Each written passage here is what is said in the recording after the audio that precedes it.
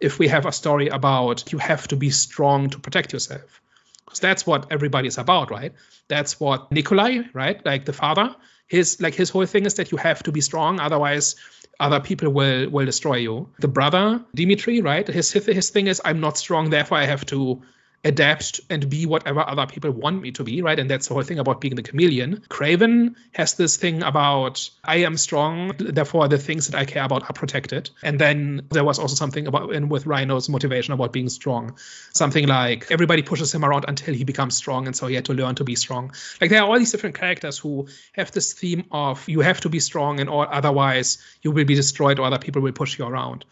And I think that is really the core of the movie, if there was one. I think the movie had something good going on here with this whole strength as self-empowerment angle, but then it should have cut out all the stuff that was extraneous, which pretty much includes everything to do with Calypso and also the safari at the start. Like all of that can be cut, and it's just about people having to be strong in order to be self-empowered, because this is a world in which the strong push around the weak, and Kraven is the one person who is different because he uses his strength to protect other people or in many cases just animals in nature. I think if you tell the story about Kraven has walked away from his family, right, and his father wants him to run the crime empire one day, but he's just refused it, and he still maintains a connection to his brother, but that's it. And then the brother gets abducted, and so father and son have to work together for the good of the family, but they have different ideas of what family is about and what you should do for family and how you should relate to it and stuff like that. But they have to work together to save the brother because that's the one thing they both want.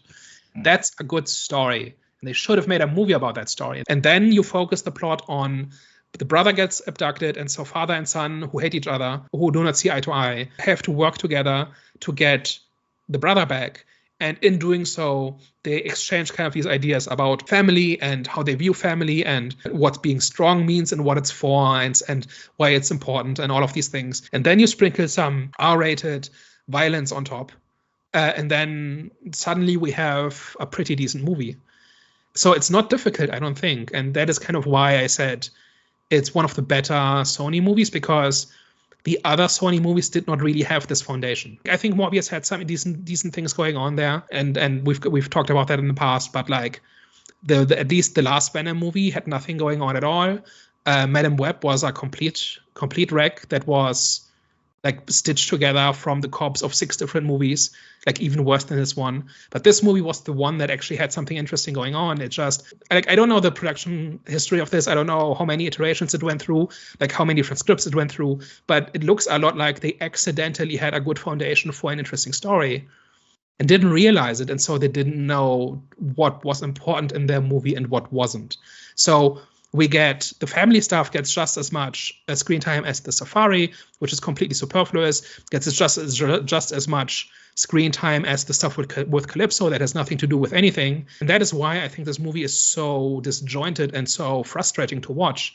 Where if you're on the lookout for a decent story, you can see the foundation of one and the beginnings of one, but then the movie spends the bulk of its 127-minute runtime on all sorts of things that don't matter or that distract from that.